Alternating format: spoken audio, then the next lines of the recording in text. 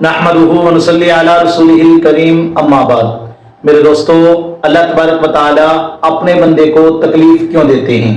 اللہ تبارک و تعالیٰ اپنے بندے کو کیوں آزماتے ہیں؟ میں آپ کو بتلاتا ہوں، پوری توجہ سے میری بات کو سنیں، انشاءاللہ آپ کو فائدہ ہوگا۔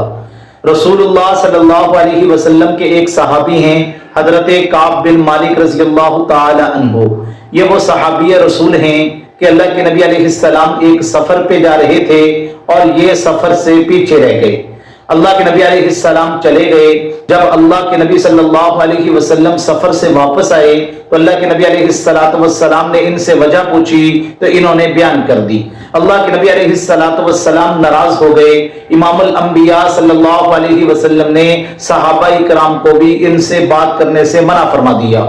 اب آپ اندازہ لگائیں کہ ایک صحابی رسول جن کا سب کچھ اللہ کے نبی ہوں، جو اللہ کے نبی علیہ السلام کا دیدار کر لیں تو ان کی تھکاوٹیں دور ہو جاتی تھیں۔ اگر وہ حضور علیہ السلام کا چہرہ مبارک دیکھ لیتے تھے تو ان کی ساری پریشانیاں ختم ہو جاتی تھیں۔ اب اللہ کے نبی بھی بات نہیں کر رہے، صحابہ بھی بات نہیں کر رہے۔ اب یہ مسجد کے اندر آتے ہیں، نماز کے اندر شریک ہوتے ہیں، جماعت میں شریک ہوتے ہیں، لیکن نہ اللہ کے نبی بات کرتے ہیں نہ صحابہ بات کرتے ہیں۔ حضرت کعب بن مالک کہتے ہیں وضاقت علیہم الارض بما رحبت، کہ اللہ کے نبی صلی اللہ علیہ وسلم کے ناراض ہونے کی وجہ سے زمین باوجود اپنی وسعت کے میرے اوپر تنگ ہو گئی، اور یہ قیامت سے کم منظر نہیں تھا میرے لیے۔ کہتے ایک مرتبہ اسی دوران میں مدینے کی گلیوں میں جا رہا تھا، مجھے ایک آدمی ملا، اس نے مجھے ایک خط دیا۔ وہ خط غسان کے ایک بادشاہ کا تھا۔ اس کے اوپر لکھا ہوا تھا کہ ہم نے سنا ہے آپ کے صاحب نے، آپ کے آقا نے آپ سے قطع تعلقی کا حکم دیا ہے، آپ سے بات چیت نہیں کی جا رہی، اگر آپ ہمارے پاس آ جائیں ہم آپ کو عزت بھی دیں گے، آپ کو مقام بھی دیں گے، اور آپ کے لیے خزانے کے منہ بھی کھول دیں گے۔